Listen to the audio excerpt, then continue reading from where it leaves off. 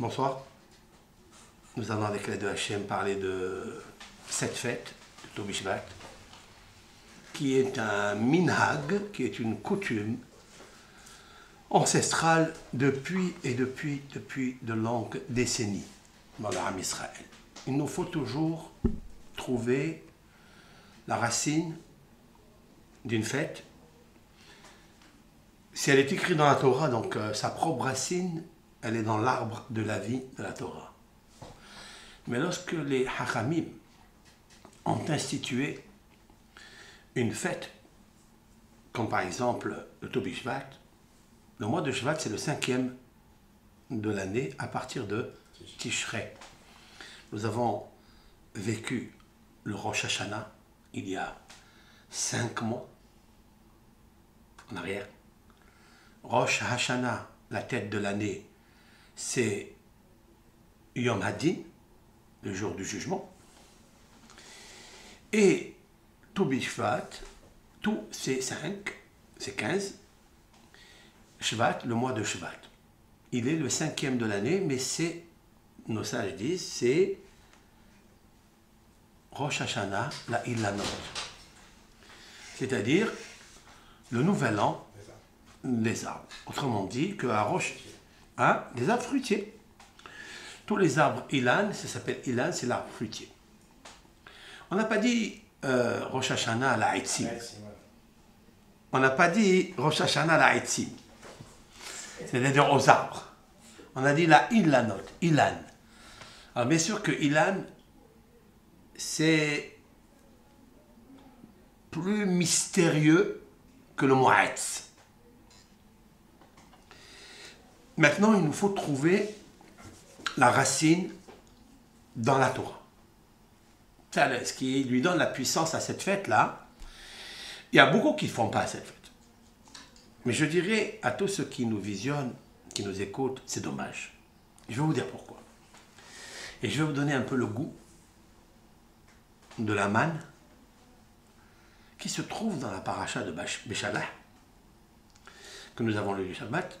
Et vous savez très bien que chaque fête qui arrive, elle est en correspondance avec la paracha, avec la péricope de la semaine. Nous avons lu Béchalah, nous allons rentrer cette semaine dans Yitro, mais en fait, nous allons composer les anecdotes qui se trouvent enracinées dans la paracha de Béchalah. Paracha de Béchalah, il y a 3 exceptions événements. Le premier, c'est l'ouverture de la mer Rouge, qui est un moment pour le peuple d'Israël miraculeux, qui est au-dessus de la nature.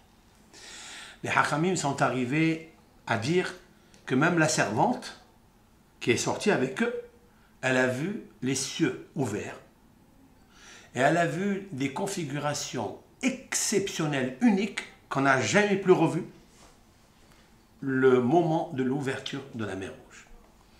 Ce n'est pas seulement le miracle que l'eau s'est ouverte, non. Lorsque l'eau, ici en bas, s'ouvre, c'est que j'ai toujours dit que l'eau d'ici révèle l'au-delà, toujours. Et j'ai un cours, d'ailleurs, sur l'eau. Vous pouvez regarder, visionner cette vidéo de l'eau. Combien, dans Hamaïm, qui veut dire l'eau, combien de puissance il y a juste dans ce mot-là. Ce mot Hamaïm, qui va se répéter plusieurs fois dans Vayashuvu Hamaïm, Vaybakru Hamaïm, les eaux se sont divisées, et puis Vaybakru Hamaïm, Vayashuvu Hamaïm, les eaux sont revenues. Tout Hamaïm qui est situé dans Parashat Bereshit, dans le 2e verset. Ve'aretz hayta tohu vavohu ve'choshech al penei tehom, ve'ruach Elohim merachefet al penei hamaim. Je traduis le 2e verset de la Genèse. Vous pouvez l'ouvrir, vous pouvez lire en même temps que moi. Que qu'est-ce qu'il dit? L'Éternel a créé le ciel et la terre. Et le ciel et la terre, c'est-à-dire tout ce qu'il y a dans le ciel et tout ce qu'il y a dans la terre. Donc déjà, le premier verset de la Bible, qui constitue 7 mots, avec 28 lettres, 28 lettres dans le premier verset, qui veut dire Koach, la puissance, Hakadosh Baruch Hu a mis dans les cieux des puissances qu'il a fait rejaillir sur la terre. Bereshit bara Elohim. Le mot Elohim qui veut dire la puissance nécessaire, c'est-à-dire le ministre fort qui maîtrise toutes les puissances et qui peut changer l'obscurité à la lumière, la galoute à la liberté, l'amertume à la douceur. Et c'est de cela que je veux parler. Le mot Hamaim, il est là dans ce texte, Ruach Elohim, c'est-à-dire l'esprit de Elohim, de divin, de cette puissance nécessaire, Merahefet, plané, Alamaim, sur Pene Amaim, le visage de l'eau, car l'eau a un visage. Quel est le visage de l'eau? C'est là-haut, c'est tout. Voilà que mon Hamaim, et même Yud, même, constitue une valeur numérique de 95. 95, c'est extraordinaire, ou tous les scientifiques pourront le dire. Dans chaque cellule de l'être humain, il y a 95% d'eau, de maïm. Mais pourquoi c'est ainsi? Ça, ils ne pourront pas me le dire. Ils ne pourront pas me l'expliquer. Mais la seule raison et la simple raison que notre Torah qui est codée, c'est parce que la cellule de l'eau qui est en bas, qui est la valeur numérique Hamaim 95, elle est en configuration avec Vechol HaHayim Yoducha Sela. Il est inversé dans les psaumes, ce grand psalmiste qui a écrit les psaumes que nous lisons, que nous avons la chance, nous, c'est-à-dire tout le monde, lit les psaumes. Que ce soit les Hébreux, les Juifs, les Français, les Arabes, tout le monde lit les psaumes parce qu'ils sont tellement bourrés de consolation. Quand on les lit, on dirait qu'on étanche la soif de la foi en nous-mêmes, par l'eau intarissable des Téhilim. Et là-bas, il dit, Vechol HaHayim, tous les vivants de la terre, Yoducha, ils te remercieront, c'est là à jamais. C'est quoi le mot c'est là? À jamais. Il aurait pu dire Le'olam. Le mot Le'olam qui veut dire à jamais. Ou bien la Netzach, pour l'éternité, pour toujours. Pourquoi le mot c'est là? C'est là. Vous connaissez ce mot. Samer, Lamed, He. Samer, 60. Lamed, 30. He, 5, 95. Ça veut dire quoi? En haut, dans le ciel, il y a ce chiffre de l'éternité et de la vie. Vechol HaHayim. Et tous les vivants. Yoducha Sela. Ils te remercieront à jamais. Cela veut dire, dira Yosef, Vechol HaHayim Yoducha Sela. Tous les vivaces doivent remercier Akadosh Baruch Hu. Et c'est la raison pour laquelle HaHayim,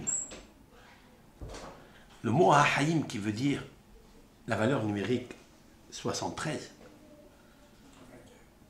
HaHayim, 73, HaHayim, 68 plus 5, HaHayim, pas Hamaim, HaHayim, est égal à 73, et 73 c'est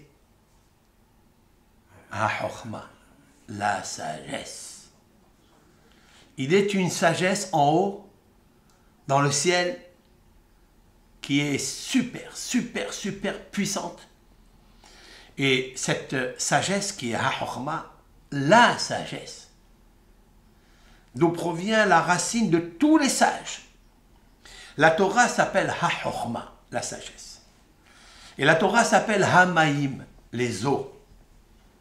Il y a donc une comparaison avec Hamaim, avec HaChochma, la sagesse. Pourquoi je parle de cela? Parce que cette sagesse-là, si on s'y attache, eh bien, Kadosh Baruch Hu, il peut transformer les situations amères en douceur, obscures en lumière. Vous comprenez ce que je veux dire? Et c'est ça mon cours aujourd'hui. Pourquoi nous fêtons la fête des Ilanot, c'est-à-dire des arbres, tout bi Shvat, le 15 Shevat? Pourquoi? Alors d'abord, point de vue science, nous pouvons remarquer que la sève des arbres monte le premier Shvat. Le premier Shvat, le 5e mois à partir de Tishré, commence à monter la sève dans les racines, dans les arbres. Le soleil commence à apparaître. Il met 15 jours pour bourgeonner, fleurir et donner le fruit. Donc nous trouvons ici le chiffre Yud, Ke, parce que tout, en fait, c'est le nom de Dieu. Et dans le nom de Dieu, il y a tout. D'accord? Il y a tout. Tout, pourquoi on dit tout Bishvat? Alors, pour le commun des mortels qui nous écoutent, le mot tout, c'est tête, vav. Tête, vav, c'est 15. Tête, c'est 9. Et vav, c'est 6, ça fait 15. Mais pourquoi ils n'ont pas dit Yud, Ke, Shvat? Parce qu'on ne peut pas prononcer le nom de Dieu, Yud, Ke, qui est le 15, comme ça, facilement. C'est le nom de Dieu. Il nous faut le respecter. Et c'est pourquoi nos sages ont combiné la lettre tête et la lettre vav, qui donne donc le chiffre 15. Mais c'est un chiffre qui est codé, mais sous-jacent, l'intériorité de ce compte, de ce nombre, est donc le chiffre 15, qui est donc le nom de Akadosh Baruch. Qu'est-ce que fait Akadosh Baruch pour montrer qu'il est le Seigneur du monde, qu'il est celui qui a créé l'eau du ciel, de la sagesse d'en haut, Shamaim, Shamaim. Là-bas, le ciel, il le fait descendre en bas par une sagesse exceptionnelle qui va durer depuis Sukkot, la fête des cabanes, les Sukkot, pour nous, les Sukkot, qui va faire descendre la pluie, puisque nous prions la descente des pluies après Sukkot. On fait descendre les pluies et pendant 5 mois, et ça continue bien sûr, elles se déversent dans le monde. Hamaïm. Mashiva Ruach Morida Geshem, nous prions que l'Éternel fait souffler le vent et fait descendre l'eau. De quel Ruach? Mashiv à Ruach, pas Mashiv. Il y a un point dans Mashiv. Lorsqu'il y a un point, il y a une grande différence. Mashiv à Ruach, c'est faire souffler. Et oui, et oui, et oui, et oui, je sais que les gens ils pensent que Mashiv, ça veut dire il fait ramener. Il ramène rien. Qu'est-ce qu'il ramène? Quoi? Il fait souffler le vent et il fait descendre les pluies, l'eau. Mais de quel vent s'agit-il? Mashiv Ruach Elokim al pene hamay. L'Éternel, il fait souffler l'esprit de Elokim pour faire descendre l'eau, parce que ce sont deux mots, Ruach Elokim et Rahefet al pene hamayim. C'est un peu kabbalistique, mais c'est simple. C'est esthétique ce que je suis en train d'expliquer, à part les mots qui sont un petit peu dérangeants, mais c'est clair que l'Éternel, ça s'appelle Ruach Elokim, c'est l'esprit de Dieu quand il veut, c'est la volonté de Dieu. Il fait descendre des pluies, de l'eau, Hamaïm, par la cellule que je vous ai expliqué, le valeur numérique 95, comme la valeur numérique Sela, Vechol Haïm Yoducha Sela, il fait descendre donc la vie à travers l'eau. L'eau, c'est la vie. C'est clair. Mais cette vie, elle est composée de sagesse et de lumière. Car de la lumière, on extrait l'eau. Et l'eau, la lumière. C'est pour ça que c'est marqué Veruach Elokim, et l'Esprit de Dieu planait sur les eaux, Vayomer Elokim Yehi Or. Et Dieu dit que la lumière soit la lumière. Pourquoi elle est juxtaposée avec l'eau, parce que par l'eau, on peut fabriquer des centrales nucléaires. Mais d'où elle vient cette lumière? Ha-Chokhma, la sagesse. Ha-Haïm, la vie. C'est la même valeur numérique. Donc c'est clair. Hein? Ça veut dire qu'il nous faut nous attacher à la Chokhma de Hachem, qui est dans la Torah, récupérer la lumière dedans et vivre. C'est tout. Voilà, c'est très simple. Maintenant, ce qui est extraordinaire, c'est que cette eau-là, elle s'est déversée pendant 5 mois. Je me suis demandé pourquoi le mois de Shevat, qui est dans la botamie, la mouvance, dans le mouvement de la création, de la nature, elle. Pourquoi c'est le 5e mois? Et pourquoi il s'appelle Shvat? Shvat, le mois Shvat. Vous savez que les noms des mois de calendrier juif n'existent pas dans la Torah. Ils ne sont pas écrits. D'où ils viennent? Ce sont les Babyloniens, lorsque le Ham Israël a perdu la lumière, la sagesse du Beth Amikdash, premier temple. Nabuzradan a fait donc, c'est donc le Saratabahim, le Mahshemo Vezechro. Il a fait exiler le peuple d'Israël à Babel avec Nabucodonosor, d'accord, 70 ans. 70 ans, puis à Kadosh Baruch Hu, il a eu pitié et nous a ramenés après 70 ans. Est-ce par hasard qu'on a vécu là-bas 70? Il y a plusieurs raisons. Mais aujourd'hui, dans ce Toubishvat, en corrélation avec la paracha de Béchalah, nous allons parler justement aussi du chiffre 70, très important. Les 70 nations, les 70 facettes du Sod, du secret de la Torah, et les 70 années de l'exil. C'est une correspondance, le moins le plus. Lorsqu'il y a le plus, c'est-à-dire la lumière, lorsqu'il y a la sagesse dans le Ham Israël, alors il y a les 70 Nefashot d'Israël qui sont unis. Et avec ça, il récupère les 70 secrets de la Bible. Mais lorsqu'il y a le moins, lorsqu'on a lâché l'eau de la Torah, donc la sagesse, donc la lumière, donc la cellule 95, qu'est-ce qui se passe? Il y a 70 forces négatives qui s'investissent en nous et on va dans les 70 nations. Mais quand on va en exil dans les 70 nations, c'est pour nous redonner la confiance, pas en soi, mais la confiance en Akadosh Baruch Hu, qui est le chiffre 70. D'accord? Voilà donc une petite préface. Maintenant, pourquoi ça s'appelle Chodesh Shvat? Pourquoi il intervient et il est le 5e mois de l'année? D'accord? Alors, tout de suite, une petite préface, la deuxième. Rabbeinu Behaye, qui a vécu au XIIIe siècle, a écrit un pirouche qui s'appelle Rabbeinu Behaye. Avant de parler de Rabbeinu Behaye, je voudrais faire une bracha sur l'eau. Je voudrais en même temps, et vous répondez Amen, faire une bracha sur le Hamaïm, sur l'eau. Et j'ai ici une petite bouteille d'eau fraîche que je voudrais que tout ce Dvar Torah rentre dans les oreilles de l'eau. Parce qu'elle a des oreilles, puisqu'elle a un visage. C'est qu'elle a des yeux, elle a un nez, elle a une bouche. Ben, je voudrais faire entrer cette Dvar Torah dans l'eau qui est à l'intérieur. Avec une bracha, parce que grâce à cette eau-là, Akadosh Baruch Hu a envoyé la pluie. Parce que l'eau est le synonyme de sagesse et de vie, comme je viens de le dire. Baruch ata Adonai Eloheinu melech haolam shehakol niya bidvaro.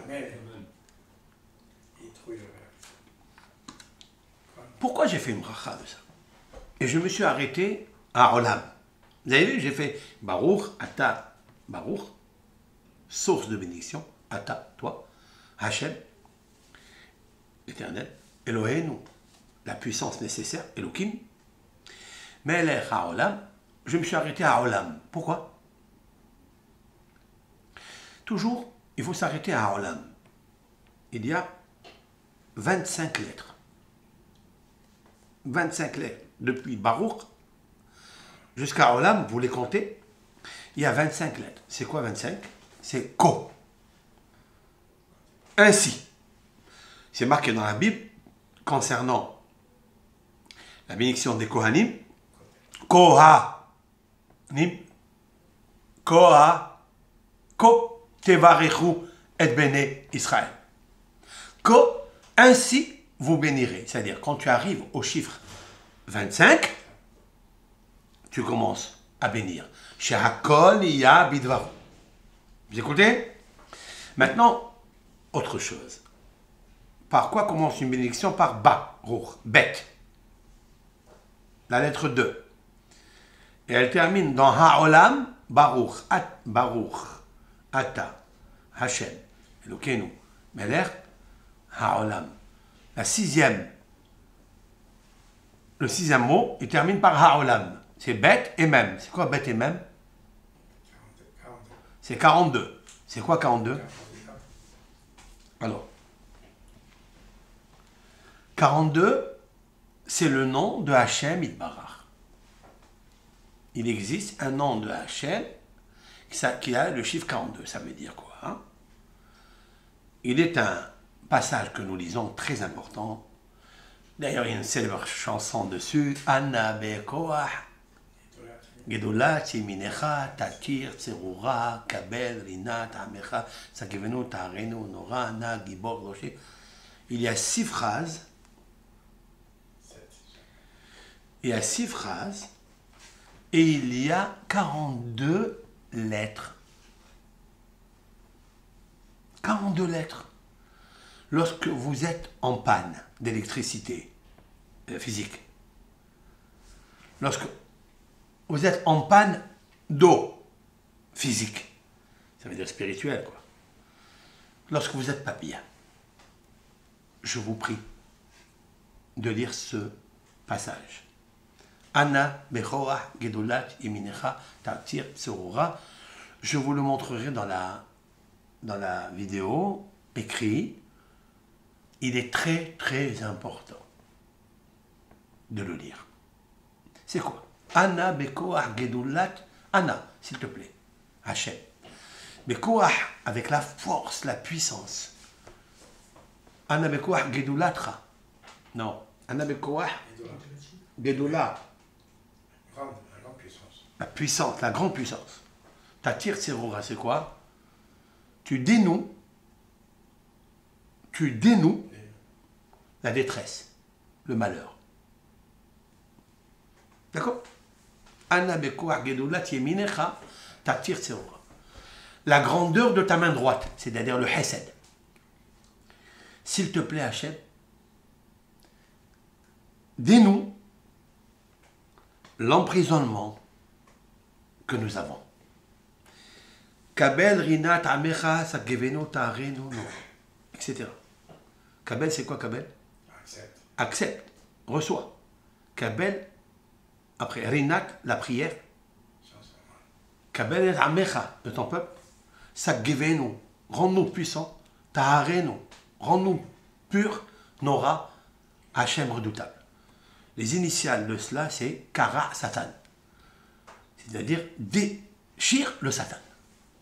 Lorsque quelqu'un, un juif, un Ben Israël, se trouve dans la détresse, immédiatement, il doit lire cela.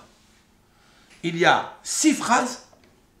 Ces 6 phrases contiennent 42 lettres. Vous avez écouté ce que nos hachamim, nos sages, ils ont électrifié, rendu puissant, nucléaire, les bénédictions. Baruch ata Hashem Elokeinu melech haolam. Point.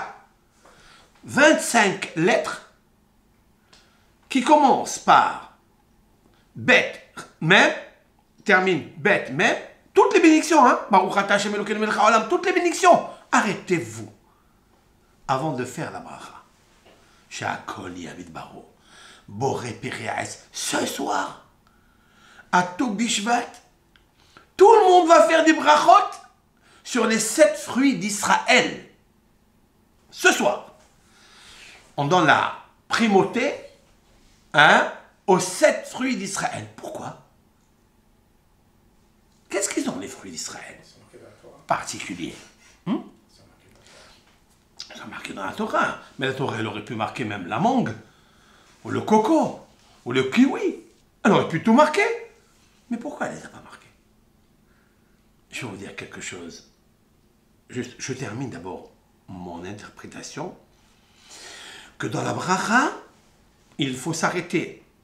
Baruch Haolam, il y a 25 lettres parce que ko, c'est ainsi qu'il faut bénir. Avec le mot ko, 25. Et vous vous rappelez que le bet, la première lettre de Baruch, et la dernière lettre de Haolam, du monde, l'Éternel qui est le roi du monde, même, c'est 42. Et 42, immédiatement, il faut penser à ce Ana bekoah gelula timincha tatir tserora kaber inat amera. Cela va être expliqué dans la vidéo. Je passe très vite pour essayer de donner le maximum d'informations sur Tobi Shvat. C'est ça qui m'intéresse. Que ce soir, quand les Bnot Israël vont faire les bénédictions, qu'ils sachent, ce n'est pas une date qu'ils ont dans les mains. Ce n'est pas une figue. Hein? Ce n'est pas un raisin qu'ils ont dans les mains. C'est la Kedusha qu'il y a dans les fruits d'Eretz Israël. Maintenant, ce qu'il nous faut savoir, que dans la manne qui est marquée dans cette paracha, il est marqué 5 fois le mot manne. Qu'est-ce que la manne? La manne est une lumière qui descend d'un endroit qui s'appelle Shehakim, c'est un ciel. Là, il y a le Sara Olam, c'est-à-dire le prince du monde. Il a un nom, je ne cite pas son nom. En hébreu, il s'appelle Nahar. Nahar, ça veut dire le jeune. Et c'est lui qui fabrique la manne pour les tzadikim dans ce monde. Lorsque Moshe Rabbeinu, je vais parler de lui, c'est obligé, puisque la manne a émané du monde des émanations grâce à Moshe. Pourquoi? Parce que Moshe, il est monté à Har Sinaï. Oui. Il a vécu avec Dieu 40 jours et 40 nuits et il a dit Lehem lo achalti, umaim lo shatiti. Je n'ai pas bu et je n'ai pas mangé du pain. Je n'ai pas mangé du pain et je n'ai pas bu d'eau. Ok? Mais tu as mangé quoi alors? Si mon cher Rabbeinu, il nous dit le pain, j'ai pas mangé et l'eau, j'ai pas bu, ça veut dire qu'il a mangé quelque chose d'autre. Quoi? Vient le Tehilim, David Ameler, Alav Shalom, et il dit, dans le psaume 78, il a bien choisi son psaume. Le psaume 78, c'est quoi? 78, c'est la valeur numérique Lehem, le pain. Et là-bas, David Ameler dit Lehem abirim achal ish. Le pain, abirim, c'est aider puissant à manger un homme. C'est qui? Moshe Rabbeinu. Moshe Rabbeinu, il s'appelle Ish. Ve'a Ish Moshe anav me'od. Dit le Midrash. Il s'appelle Ish. Il a mangé du pain abirim. C'est quoi abirim? Malachim. Les malachim s'appellent abirim parce qu'ils sont très puissants. Les malachim ne meurent jamais. Les malachim, ils ont des evarim nitzhim, c'est-à-dire abirim, c'est l'anagramme du mot evarim. Ils n'ont pas les os, les os. Ils n'ont pas des evarim, des membres, comme nous, qui se décomposent en vieillissant. C'est des abirim. Et David Amelech, il dit Lehem abirim achal ish. Donc il a mangé du pain. Mais quel pain? Le pain spirituel. Il y a une lumière en haut dans le ciel qui s'appelle Manhu. Qui s'appelle la Manhu à lui. Autrement dit, que Akadosh Baruch Hu, il donne à Tzadikim une lumière, la vie, qui le nourrit. Et c'est avec ça que mon cher Rabbeinu, il a vécu 40 jours et 40 nuits. Mais il faut mériter cela. Qu'est-ce qu'il a fait, mon cher Rabbeinu? Par son mérite, il a fait descendre cette nourriture pour le peuple d'Israël, pour le Ham Israël. Parce que tous les scientifiques s'étonnent comment le peuple d'Israël a vécu dans un désert sans manger, sans boire, sans manger, oui, oui. Moshe Rabbeinu l'a fait descendre man l'échol. C'est la paracha de Béchalah. Dans cette manne, combien de goûts avait-elle, la manne? Combien? Celui qui, Elle avait combien de goûts, la manne? celui qui voulait, il avait le goût qu'il avait. Alors écoutez bien. La manne, elle avait 546 goûts. Vous écoutez? Elle avait 546 goûts. C'est un peu bizarre ça, non? D'où je le sais ça, hein? Où c'est marqué? C'est marqué comme ça. Un passouk dans les Shirachirim, dans le Cantique des Cantiques. Oui. Qu'est-ce qui est marqué dans le Cantique des Cantiques? Puisqu'on parle des fruits ce soir. Il est marqué Pirio. C'est quoi Pirio? Sans fruits. Matok. Il est doux. Lehiki, amand gosier. David, le roi Shlomo, dans le Cantique des Cantiques, il veut rappeler quelque chose. Parce que c'est tout allusif. Il dit Pirio, c'est-à-dire Pirio. Sans fruit. Quel fruit? De qui? De l'Éternel. Matok, Matok, c'est doux. Lehiki amand gosier. De quel fruit s'agit-il? La manne. La manne, dit le Zohar à Kadosh, c'est extraordinaire. Le fruit de Dieu, il est doux à mon palais. Waouh! Vient le Zohar, il dit Matok, doux, est égal à Takmo, c'est-à-dire 546. Il avait 546 goûts. Celui qui voulait la date, le goût de la date, il mangeait le goût de la date. Celui qui voulait la figue, dans un désert, il n'y avait pas. Il avait le goût. Ou pirio matok lehiki. Chers amis, voilà une source de la manne pour la fête de Tou Bishvat, qui est la fruit des arbres. Pirio matok lehiki. C'est-à-dire que ce soir, nous pouvons avoir un goût dans les fruits des restes Israël comme la manne. Mais c'est le 5e mois. Shvat, c'est le 5e mois, oui. Le 5e mois, il fait référence à 5 fois le mot or qui est écrit dans Bereshit. Après avoir cité l'eau, Hamaïm, immédiatement vous comptez 5 fois le mot or. Pourquoi? Pour me dire que la manne, vous comptez dans cette paracha, dit Rabbeinu Behaye, 5 fois le mot manne. Pourquoi? Pourquoi la Torah elle a compté 5 fois le mot manne? Alors moi je dis, en correspondance bien sûr avec les 5 fois le mot or, mais j'ajouterai sur Rabbeinu Behaye en correspondance avec le 5e mois, qui est le mois de Shvat, à partir de Tishrei, de Rosh Hashanah. Autrement dit, qu'à Rosh Hashanah, nous pouvons déjà recevoir une manne à partir de Tou Bishvat. C'est-à-dire que ce soir, mardi, cette année, c'est mardi. Et c'est extraordinaire parce que mardi, dans la création, c'est très bon, non? Mardi soir, mercredi. Hein? Mardi, c'est Yom Shlishi. Ouais. C'est quoi mardi? J'arrive à Yom Revi'i. Attends. On commence mardi.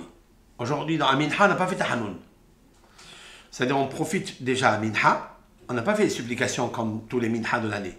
Excepté quand c'est la veille d'une fête. Là, c'est la veille de Toubishvat. Donc, il fait encore jour. Donc, on a pris du mardi de la lumière. Pourquoi? Parce qu'il est marqué 2 fois dans le Yom HaShelishi, le mot Kitov. Et Dieu a vu que c'était bon. Et il a vu que la lumière était bonne. D'ailleurs, Elohim est à Or Kitov. Voilà, mardi relié avec le mot Tov. Voilà qu'il est relié avec la lumière. En fait, il n'y a pas de fruit sans eau et sans lumière de soleil. Ça n'existe pas. Donc il y a tout dedans. Tout, Bishvat, dedans. En fait, le mois de Shvat, c'est le 5e mois. Parce qu'il profite, écoutez bien, il profite d'une lumière de la manne, puisqu'il est marqué 5 fois, et il est relié avec les 5 fois le mot or dans la création du monde. Le Zohar HaKadosh demande une grosse question, très grosse question. Pourquoi en Eretz Israël, je vais vous le lire, hein, pourquoi en Eretz Israël, la manne n'est pas descendue? Très grosse question. Comment est-ce possible dans un désert?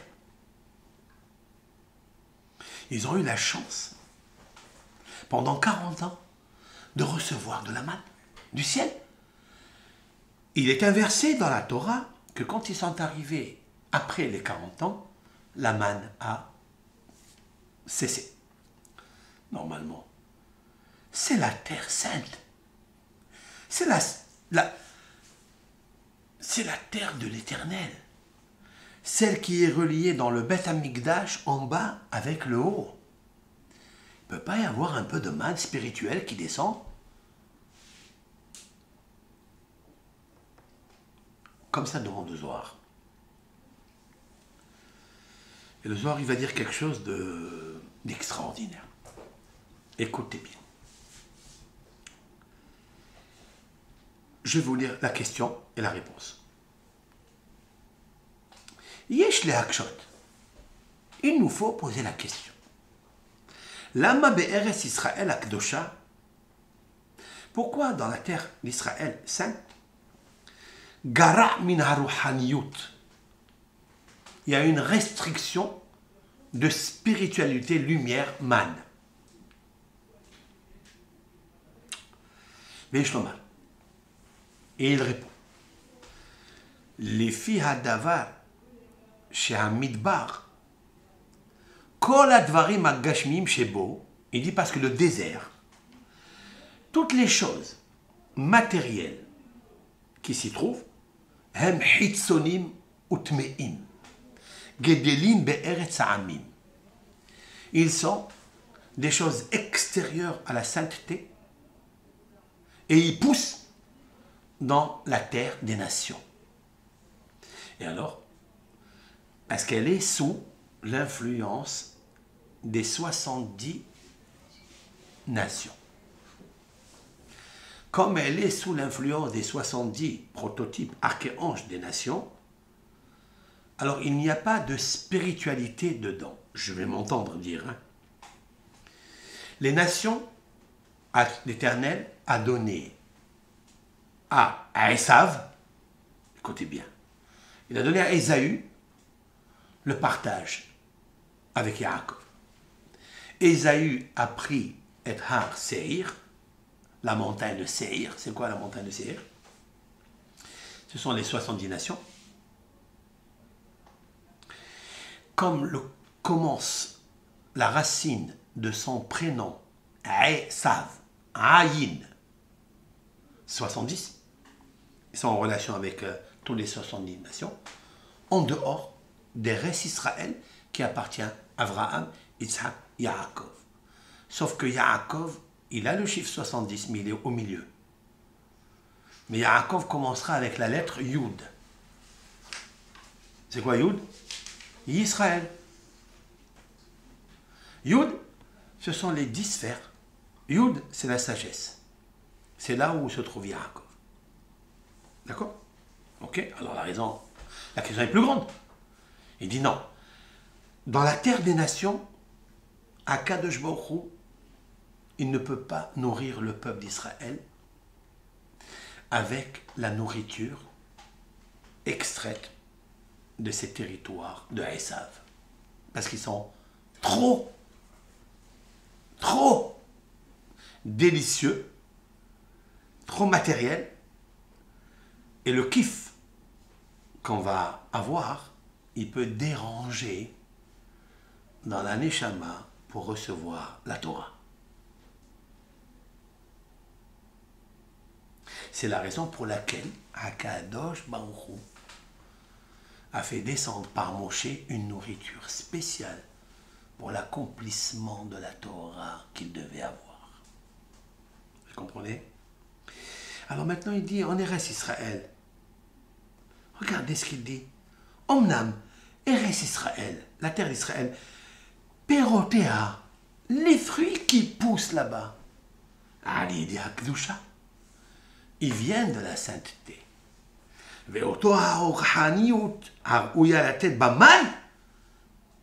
Et cette fameuse cellule spirituelle qui descend de la main, elle s'habille dans la Kedusha des fruits d'Eretz Israël.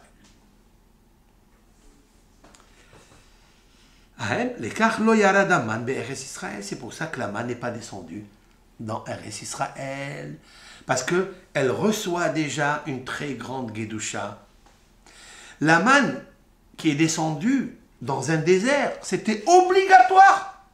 Parce qu'on ne pouvait pas, nous, le peuple d'Israël, après s'être épuré 210 ans en Égypte, pour aller sortir et recevoir 50 jours après la Torah, et passer 40 ans dans un désert, il faille vivre avec quelque chose de spirituel. Sinon, c'est impossible de pratiquer la Torah.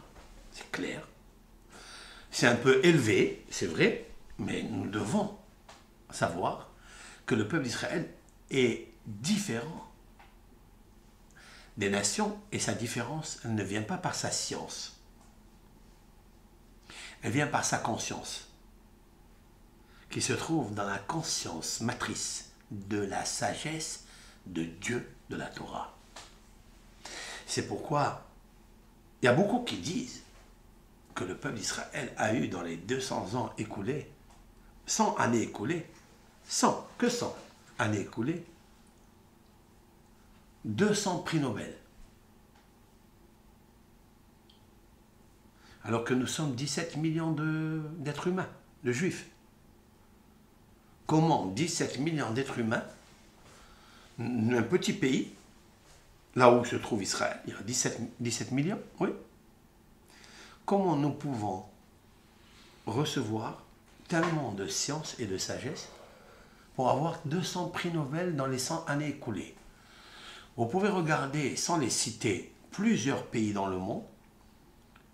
Ils sont 14 milliards. Ouais. Et ils n'ont pas les prix Nobel que nous avons, nous. Alors il dit, la science les a gâtés. Ça, je ne suis pas d'accord. Ça n'est pas la science. C'est la Torah qui a créé la science. Et le Ham Israël, il est doté d'une spiritualité plus que personne au monde ne peut avoir. Ça, c'est marqué dans tous les scientifiques kabbalistiques. Que la science de la Torah, c'est elle qui est dans la conscience. C'est elle qui est dans la maîtrise de la personne. C'est elle qui est dans la gentillesse. C'est elle qui est dans l'amour. C'est elle qui est dans la connaissance, la naissance et la reconnaissance. C'est la Torah. C'est elle la science du monde. D'ailleurs, dans la Torah, il y a 7 sciences. Quand vous pouvez le lire dans le premier verset de Bereshit, puisque Bereshit, c'est la science. Bereshit, ça ne veut pas dire au début, au commencement. Faux. Bereshit, c'est avec sagesse. Dieu a créé le ciel et la terre. C'est tout. Et si quelqu'un, il habite en RS Israël et surtout là, parce que la RS Israël, c'est Yud. Yud, c'est la sagesse de Dieu par lequel le tétragramme commence. Yud, Ke, Vav, Ke. Celui qui a compris le Yud de Yud, Ke, Vav, Ke, il a tout compris. C'est pour ça, Abraham, c'est Aleph, Yud, c'est Yitzhak. Et elle continue, Yud, c'est Yaakov, Yud, c'est Yosef. C'est le mélange de ces trois patriarches qui a donné Moshe et qui a donné tout le reste qui arrive. Qui a donné la puissance à Moshe de monter 40 jours et manger du pain d'ange. Qui? Abraham, Yitzhak, Yaakov, Yosef. Sinon, c'est impossible. Vous comprenez? Alors, qu'est-ce qu'il est marqué dans ce texte-là du Zohar? Qu'est-ce qui est marqué? Qu'au contraire. Donc maintenant, quand je prends les fruits de Tou B'Shvat, c'est ça qui m'interpelle. Je prends les fruits de Tou B'Shvat. Bon, il me semble que toute l'année, je mange les fruits de Tou B'Shvat. Ok. Si c'est la figue, si c'est le blé, si c'est le vin, le raisin, etc. Mais c'est plus fort que ça. C'est que dans cette période-là, maintenant, c'est le 15. Le 15, c'est le nom de Dieu. Et le nom de Dieu, c'est lui qui habille la sainteté de ses fruits. Autrement dit, quand on va prendre un fruit ce soir et on va le manger, on peut goûter le goût de la manne. Ah, je vais vous dire quelque chose. Cette manne-là, il y avait le goût du vin. Oui. Prenons le vin. Il est une très grande ségoula que dit le Gaon Ben Ishai. Au moment où tu bois du vin ce soir, tu fais mourir Pirel Geffen, tu penses.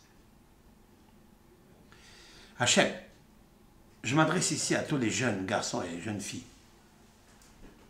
Et à tous les mamans et les papas qui peuvent prier pour ces jeunes garçons et filles pour le mariage. Il faut graduellement penser à cette kavana. Un Yehuda. Toi, tu t'appelles Yehuda avec un Yud. Tu as le nom de Dieu dedans. La kavana, elle est comme ça. Hachem, tu as créé le Geffen.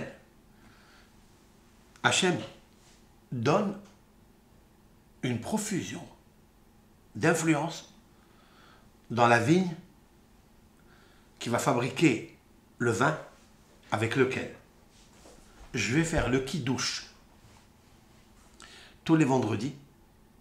C'est très significatif ce que je suis en train de vous dire. Le kidouche tous les vendredis, tous les samedis matin, tous les samedis soirs. Et il y a qui font même Saouda Shlichit, le vin. Maïmonide, comme ça il pense. Il fait boire Pirel Geffen sur le vin. C'est pas c'est une mitzvah de boire un peu de vin sur des chichit. Donc il y a 4 fois on boit le vin. C'est... Ouais. Hachem, donne-moi de quoi acheter du vin. Pas du jus de raisin.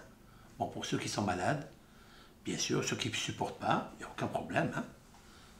C'est permis. Mais ceux qui peuvent, c'est mieux de boire du vin dans les 4 sérodotes. D'accord? Si on veut mériter le 5e verre de vin, c'est lequel? Si on veut mériter le 5e verre de vin, c'est lequel le 5e? J'ai pas pensé à la Géoula finale de Eliyahu Hanavi, le verre d'Eliyahu Hanavi, non. Ou à ceux de Pessah, 4 verres de vin à Pessah. Non, non, non, non. Je voulais penser à la Houpa. La Houpa. La Houpa, le Hatan et la Kala, ils font le kidouche sur le vin. Et pendant les 7 jours de festivité, on fait les Sheva Barachot. Pourquoi? Tout est écrit dans la manne. Et je vais vous dire quelque chose, et je voudrais qu'avec l'aide de Hachem, vous me suivez dans ça. J'ai exactement 10 minutes pour vous l'expliquer. Mais bien expliquer. Regardez ce que le Harizal a dévoilé dans son livre. Le Ari Akadosh. Vehaya bayom hashishi, et ce fut le 6e jour. Vehachinu et asher yaviu. D'accord? Ils prépareront tout ce qu'ils doivent manger le jour du Shabbat. C'est ce qu'on fait nous tous les vendredis. Hein? On mange ce que nous préparons le vendredi. C'est un verset connu dans la manne. Après, il est marqué que à Kadosh Baruch Hu, Ve'aya Mishneh, que le jour du vendredi, il y avait 2 portions de manne qui descendaient du ciel. Pas une, pas 2, pas 3, 2. Pourquoi? Cette manne, elle descendait 2 fois, 2 portions, pardon, le jour du vendredi, Yom HaShishi. Pourquoi HaShishi? C'est très significatif. He, Shishi, elle descendait 2 fois. Pourquoi? Parce que Shabbat, il n'y avait pas la manne qui descendait. Quel miracle! Rabotaï, 600 000 personnes, à tous ceux qui nous écoutent, la manne n'est pas descendue le jour du Shabbat. On n'a pas inventé cette histoire. Pourquoi faire? Il y a tellement de choses à dire. Pourquoi il était nécessaire de souligner cette anecdote du miracle que Shabbat, elle ne descendait pas? Ça veut dire que c'est fait exprès. Il y a un GPS Waze de la manne que le jour du Shabbat, Akadosh Baruch Hu ne fait pas descendre la manne. Il fait descendre 2 fois la manne vendredi. Voilà que le vendredi, donc, c'est un jour béni. Vous avez vu que ce qui est préparatif au Shabbat, ce qui est à avant-goût au Shabbat, il a un goût spécial, il a même une bénédiction spéciale. Puisque l'Éternel ne choisit pas le jeudi pour faire descendre la manne 2 fois. Sauf le vendredi. Comme quoi, dit le Zohar, que toutes les femmes, tous les hommes, et c'est marqué dans Shulchan Aruch, dans la Gemara, que toute personne doit préparer quelque chose le jour de vendredi. Il doit aller faire ses courses, même le mari, même celui qui étudie, il doit quitter un petit peu son Beth Midrash, son étude, même qu'il est très précieux pour lui, de se rapprocher, de faire des courses. On trouve dans le traité talmudique Kiddushin, ça qui parle du mariage, page 41a, Rav Yosef Rava Malach Shivuta. Le vendredi, Rava, c'est un excellent rabbin du Talmud, traducteur de la Mishnah, Emora. Qu'est-ce qu'un Emora? Emora, c'est un traducteur de la Gemara. D'accord? Il salait un poisson qui s'appelle Shivuta, qui n'existe plus d'ailleurs. Et Rava, il savait où se trouve ce poisson-là. Qu'est-ce qu'il a, ce poisson de particulier? Il n'a pas pris une dorade ou un muge ou un loup. Parce que ce poisson-là, il est un témoin. Écoutez ça. Il est un témoin, ce poisson. Il a son poids. C'est un poisson qui a son poids. Et quel est le phosphore qu'il y a dedans? C'est que ce poisson, il s'arrête de travailler Shabbat. Ce poisson, il se met au bord de l'eau. Le vendredi, il marque un temps d'arrêt du jour vendredi avec le jour du Shabbat. Et qu'est-ce qu'il fait? Il monte sur un rocher et il se repose sur un rocher. Comme l'indique le mot Shivuta, Shabbat, repos. Et Rava, Resh Bet Aleph, il savait où se trouvait ce poisson et il allait, il le prenait et il le faisait saler parce que c'est un poisson qui est très aiguisé d'esprit. Il est salé. Il a l'esprit de sel dedans. C'est-à-dire un sel dans l'esprit, quoi. Pas l'esprit de sel qui brûle. Hein? Un sel esprit. C'est parce que c'est universel. Et en fait, avec ça, il mangeait le jour du Shabbat. Il préparait cela. Rav Yosef, lui, il prenait la tête d'un mouton, il la brûlait pour lui enlever les poils, et il mangeait le cerveau de la tête du mouton. Mais c'est lui qui préparait ça. Il n'a pas donné ça à son shamash, à son administrateur, ni à sa femme. C'est lui qui le faisait. Ils avaient un cerveau pour manger le cerveau. Qu'est-ce qu'il a le chivuta? Qu'est-ce qu'il a de particulier le chivuta, ce poisson? Pourquoi tellement Rava allait le chercher pour le consommer le jour de Shabbat? Pourquoi? Tout d'abord parce que c'est un témoin du Shabbat, que l'Éternel s'est reposé le 7e jour. Alors si un poisson il se repose le 7e jour, le peuple d'Israël, tout le monde qui m'écoute là, il doit apprendre de là et se reposer le jour du Shabbat, le jour du Seigneur. Qu'est-ce qu'il a de particulier ce Shivuta? Je vais vous dire qu'est-ce qu'il a de particulier. Dans le traité Houlin, page 89b, il est marqué que ce poisson-là,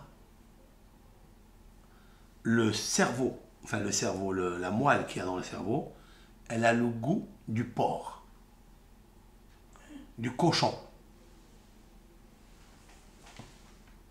Qu'est-ce que veut dire la Gemara dans ça?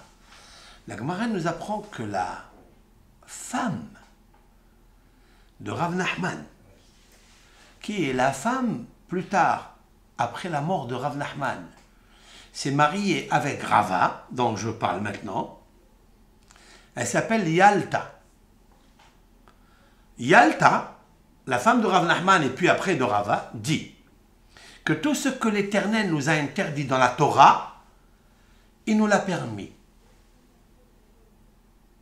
Alors il lui a demandé, le porc est interdit dans la Torah. Où il nous l'a permis? Dans le cerveau, la moelle du cerveau de ce poisson qui s'appelle Shivuta. Explique notre maître Rashi que le goût du cerveau a le même goût du porc. C'est incroyable. On n'a jamais goûté le porc. Les chachamim n'ont jamais goûté le porc. Alors comment ils savaient? Ils ont demandé à un spécialiste non juif. On appelle ça dans le Talmud Kfela Aramma'a. Kfela, c'est un chef cuistot. Aramma'a, araméen, non juif. On lui demande, vous avez goûté le porc? Il dit oui. Goûtez cette cervelle de ce poisson. Il goûte, il dit le même goût. Donc les chachamim savaient. C'est incroyable. Et Rava, qui a entendu ça de sa femme. Alors, il y a beaucoup de comparaisons. La Torah nous a interdit beaucoup de choses et elle nous a permis. Par exemple, elle nous a interdit le sang. C'est interdit de manger le sang. Mais elle nous l'a permis. Où? Dans le foie. Le foie qu'on fait griller, il est entièrement sang. Il est tout sang, coulo, d'âme. Quand tu manges le foie, c'est le même goût du sang que la Torah l'interdit. La Torah nous interdit l'adultère avec une femme mariée. C'est vrai. Elle nous l'a permis ailleurs. Où? Ouais, elle nous l'a permis. Yefat Tohar. Yefat Tohar. Pas de la voir, se marier avec elle. Tu vas à la guerre. Parachat Kitetse la Milhama. Dans la parachat, dans le Deutéronome, la parachat Kitetse, quand tu sortiras en guerre, et tu verras une femme, Eshet Yefat Tohar, qui est une très belle femme. Eshet Ish Yefat Tohar. C'est une femme mariée. Elle te l'a permis de la convertir, etc. Elle l'a permis. Voilà ce que dit Alata. Regardez les femmes juives de l'époque, combien elles étaient intelligentes. Hein? Et donc Rava, il prenait cela. Enfin, pourquoi je suis arrivé là? Parce qu'il nous faut préparer le jour du Shabbat. Celui qui veut goûter le cerveau de la manne, la moelle, qui est très bonne, de la manne, il prépare le jour du Shabbat. Vehaya Mishneh. Qu'est-ce que c'est Mishneh? Double. Lehem Mishneh. D'où vient le mot Lehem Mishneh qu'on prend le vendredi et le Shabbat? Deux pains. Et on fait le mot ci-dessus. Lehem Mishneh. D'ici, le premier pain et le deuxième pain, c'est parce qu'on a reçu 2 portions de la manne. C'est un souvenir, un rappel. C'est la raison pour laquelle on le couvre avec une nappe blanche et une nappe en bas blanche. Et en haut, parce qu'il y avait de la rosée en haut et en bas, qui était blanche. Lumière. Parce que la manne, c'est la lumière. Quand elle descend de Shirvat Hatal. C'est une couche de rosée qui s'arrose depuis les cieux jusqu'au parterre. C'est Béroz qui vous le dit. Ok? Et donc, Veria Mishneh. C'est quoi Mishneh, en fait? Mishneh, c'est Neshama. C'est vrai ou pas? Quand tu prends les 2 pains que tu ne prends pas dans la semaine, vous ne prenez pas 2 pains. Je prends que Shabbat. Parce que Mishneh, c'est Neshama. Tu as un Neshama Yetera. Tu as un supplément d'âme. Pas une âme supplémentaire. C'est une mauvaise traduction, ça. Pas une âme supplémentaire. C'est une âme supplémentaire. Alors, qu'est-ce que tu fais avec? Ça veut dire que tu as une âme en plus, quoi. Ça veut dire en trop. Tu ne mérites pas. Non. Un supplément d'âme. Il y a un rajout. D'où vient cette lumière supplémentaire dans l'homme? De Mishneh, de la manne, du pain de Shabbat, que les mamans prennent le soin de bien faire le pain et de penser à ça, ce que je vous dis là, d'y mettre la neshama de la manne dedans. C'est en fait, Mishneh, il y a le mot Moshe. Vous avez vu dans Mishneh, prenez dans Neshama. Vous pouvez prendre Neshama, il y a le Noun. Après vous avez Moshe. C'est beau, hein? Vous avez le Mem et le Noun. Et le Nem et le c'est la manne. Vous avez tout dedans. Et vous avez le He. Neshama He. C'est vrai ou pas? 5 fois le mot man. 5 fois le mot lumière. Il y a tout dedans. La question est, pourquoi elle ne tombe pas Shabbat? L'onahit man beshabeta. Écoutez ça. La manne ne descend pas le jour de Shabbat. Pourquoi? Demande le Zohar. C'est le Harizal qui parle. Mishum. Parce que des beh mitbarchin kol yom shabeta. Ça c'est connu. Parce que grâce à Shabbat, toute la semaine, c'est-à-dire combien de jours? 6 jours. Il y a 6 jours de la semaine sont bénis. Mais je vais vous expliquer ce qu'il dit le Harizal. C'est une grande ségoula pour nous, qui pratiquons presque toutes les semaines Shabbat. Et combien seront chanceux, ceux qui ont de la chance et qui pratiquent le Shabbat, comme je vais vous le dire maintenant, pour avoir la plus grande douceur de Shabbat. Et je m'adresse avec bonne adresse, avec tendresse à mes douces sœurs, toutes les blancs d'Israël qui préparent les halot de Shabbat, d'y mettre dedans une manne. Le Shabbat, elle ne descend pas la manne parce que c'est lui la manne. Le Shabbat, c'est lui la manne. C'est lui qui bénit la descente et le déversement de la manne de Yom Echad, Yom Sheni, Yom Shlishi, Yom Revi'i, Yom Chamishi, Yom Shishi. Très clair. Vous écoutez? Et alors, comment ça marche? Mais il y a un Kabbalato, dit le Harizal. Quel est le fonctionnement de la réception? Comment les jours de la semaine reçoivent la bénédiction du Shabbat? Le Shabbat, il y a 3 séodot. Il y a 3 repas. Excepté Motzai Shabbat, c'est un autre. 3. La première séoda qui est attribuée à Yitzhak. La deuxième, le soir de Shabbat, c'est Yitzhak. L'après-midi, c'est-à-dire à midi, c'est Abraham. Et l'après-midi, Yaakov. 3 patriarches. Chaque séouda, elle se divise en 2.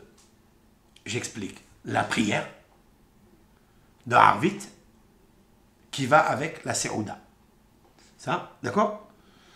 La prière de Harvit avec la séouda, premier repas de l'El Shabbat, ces 2 nourrissent, dit le Harizal, allaitent la bénédiction du dimanche et du lundi. Vous me suivez? Dimanche, lundi sont bénis par le premier Séouda, la première prière et le premier kidouche avec le repas. La deuxième Séouda, celle de Avraham Avinu, nourrit le mardi et le mercredi. Et la troisième Séouda, celle qui est de Yaakov Avinu, et c'est là que j'attire votre attention, chers amis, c'est que la troisième Séouda, qui est celle de Yaakov, où pratiquement elle est très difficile de la pratiquer, et surtout en hiver, lorsque les jours sont très courts. Et c'est là où se trouve la plus grosse bénédiction que Dieu a donnée à Yaakov. Ve'achalticha et nahlat pa'et. Ve'achalticha nahalat Yaakov avicha. Je te donnerai l'héritage de Yaakov. C'est une bénédiction sans frontières. Pas de limite. Oui ou non? C'est celle, la Saouda Shlichit procure au jeudi et au vendredi la bénédiction. Qu'est-ce qu'il y a eu le jeudi dans la création, dans Bereshit? Il y a eu quoi? Jeudi, c'est les choses qui sont montées. Qu'est-ce qui sont montés? Les fruits. Tous les fruits, tous les herbes, tous les poissons, tous les volatiles. Le jeudi. Le jeudi, c'est le jeudi de la bénédiction. Il vient grâce à Saouda Shelichit, la troisième repas. Il suffit de manger un bout de pain de 30 grammes. Pas besoin de faire des gros repas. Mais c'est à toi, la deuxième Saouda, de faire attention de ne pas remplir la brioche qui va en croissant.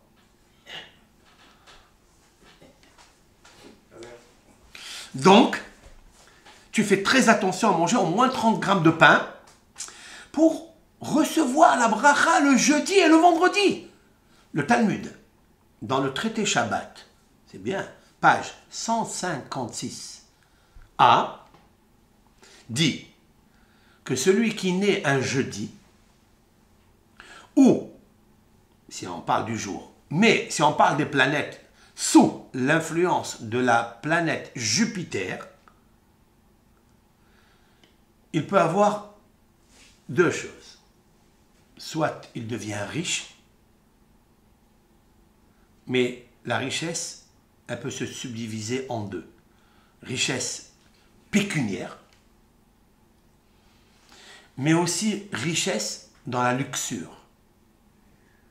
Ça peut être une personne, d'accord, qui peut avoir accès excessivement, d'accord, à la luxure, la débauche, la sexualité, etc. Pourquoi? Dit Rashi. Rashi explique pourquoi. Parce que les herbes, l'herbage, a poussé la végétation, a poussé ce jour-là. Et alors, elle a poussé mélangé. Be'erboubia, mélangé. Tout était mélangé. Avant de les diviser, mélangé. Autrement dit, qu'il peut avoir une super richesse mélangée. C'est-à-dire qu'il peut avoir des bœufs, des taureaux, des agneaux, des villas, du mobilier, il peut avoir tout. Soit il peut mélanger la débauche et se mélanger, même en étant marié. Se confondre dans l'assimilation. Vous comprenez ce que je veux dire? Alors maintenant, on a gagné quelque chose de magnifique. Première Séouda avec la première prière, elle bénit le dimanche, lundi. Donc Yitzhak, dimanche, lundi. Après, vous avez la deuxième Séouda, le matin, elle bénit le deuxième jour, c'est-à-dire mardi, mercredi. Et la troisième Séouda, celle de Yaakov, bénit le jeudi et le vendredi. Et le vendredi, j'ai besoin. C'est le vendredi où je me prépare pour Shabbat, où je dois avoir deux parts. Vient le Harizal et il dit quelque chose de magnifique. Et je termine avec ça. Je vais vous lire ce qu'il dit le Harizal en d'autres mots. Regardez bien. je cite les paroles du Harizal pour avoir la référence, traçabilité. Il dit comme ça. La reine, c'est pourquoi Ben Adam, tout homme, Chayav, il est obligé, les Chaven, de se concentrer, Beshabbat, le jour de Shabbat, Beshem, au nom, Havaya, c'est-à-dire Yud Ke Vav Ke, toujours un Ben Israël, une Bat Israël, quand il rentre vendredi, il doit mettre ici le nom de Dieu. Tout pour le nom de Dieu. Toutes les préparatifs que l'on fait dans la cuisine c'est le Beth Amikdash. Moi j'ai toujours dit à ma femme que la cuisine, c'est le Beth Amikdash. C'est toi qui nous donne la Kdusha du jour du Shabbat. Elle est là, debout, en train de préparer. Juste, il manque quelque chose. Faites rentrer la Neshama, Mishneh. Faites rentrer le Mishneh qui est au Tiot Neshama, l'anagramme du Neshama, dans le pain, dans le Lechem Mishneh, pour avoir la quintessence de la bracha. C'est le nom de Hachem. Maintenant, Vechol Shem Membet. Et tout le nom de Membet. C'est quoi Membet? Ana Bekoach Gedulat Yemincha Tatir Tzerora. Avec quoi on termine le Membet là? Shav'atenu Kabel Ushma Sa'akatenu Yodea Ta'alomot. Il y a 6 mots, je traduis. C'est la 6e phrase, je vous l'écrirai, qui dit Shav'atenu, c'est-à-dire notre prière. Kabel, accepte. Shav'atenu, Kabel. Ushma, et exauce. Tefilatenu, nos prières. Yodea Ta'alomot. Yodea, celui qui connaît tous les secrets cachés. Parce que chaque être humain, il a quelque chose de secret en lui qu'il ne peut pas dévoiler à tout le monde. Il ne peut le dévoiler qu'à celui qui le connaît, ce qui se trame dans son cœur et dans ses reins. C'est qui? Hachem. Après avoir fini les 5 phrases, celle-ci. Combien de lettres il y a? Il y a 6. On va les diviser en 3. Shav'atenu Kabel. Accepte notre prière, notre cri. Celle-là, c'est la Saouda Rishona, avec la prière. Shav'atenu Kabel. Shema. Tefilatenu, Tza'akatenu, notre cri. Ça, c'est Abraham. C'est la 2e Saouda, avec la prière du matin. Yodea Ta'alomot. Il y a 2 lettres. Yodea Ta'alomot. Toi qui connais tous les secrets cachés, c'est celle de Saouda Shlichit. Vous avez vu? Ils sont subdivisés en 3. Les premières lettres nourrissent les premiers jours de la semaine, dimanche, lundi. Les deuxièmes lettres nourrissent les 3e et 4e jours de la semaine, mardi, mercredi. Et les dernières, Yodea Ta'alomot, Yutav. C'est quoi ça? Kadosh. Valeur numérique Kadosh. C'est quoi Kadosh? Saint. Parce que la de Shlichit, elle est très, très, très puissante. Elle va avec la prière de Minha de Shabbat. Et Minha de Shabbat, lorsque le Sefer Torah il est ouvert, c'est un moment qui s'appelle, dans le Zohar, Ra'ava de Ra'avin. C'est-à-dire la volonté des volontés. Si le vendredi soir, il y a volonté, si samedi matin, il y a volonté, mais à Saouda Shlichit, le Sefer Torah est ouvert, c'est une bénédiction pour quel jour? Jeudi et vendredi, il faut double volonté. Hachem Yitbarach, il ouvre les cieux avec une volonté extraordinaire. C'est le jour de l'année Ila, c'est le moment de l'année Ila. Ou Avraham Avinu, il a pris Tzhak, il a presque sacrifié, que Dieu lui a dit maintenant je vais te donner tout ce que tu veux. Kivarech avarechecha, je te bénirai. Eh bien, qui a reçu cette bénédiction? Yaakov. C'est un moment très propice pour cela. En tous les cas, je termine mon cours. J'espère que vous avez bien saisi ce petit cours. Et que Akadosh Baruch Hu nous donne dans ce tout Bishvat tout ce qu'on veut. Que les arbres fruitiers donnent des fruits extraordinaires en Eretz Israël, avec les 7 fruits, le blé, l'orge, la date, la figue, le raisin, et le miel, tous les fruits extraordinaires d'Eretz Israël, qui peut-être des fois ils ne sont pas tellement gros, grands, la grenade qui est magnifique, peut-être, mais dedans il y a la kedusha de la manne, des 7 mots du premier verset de Bereshit qui trament, qui sont impliqués intrinsèquement avec la Bereshit, la sagesse de Hachem Yitbarach. Puis cette sagesse fait émaner l'eau, la lumière, dans les fruits de Tobi Shvat. Comme ça, vous devenez Shvat. Shvat, c'est Ish, l'homme.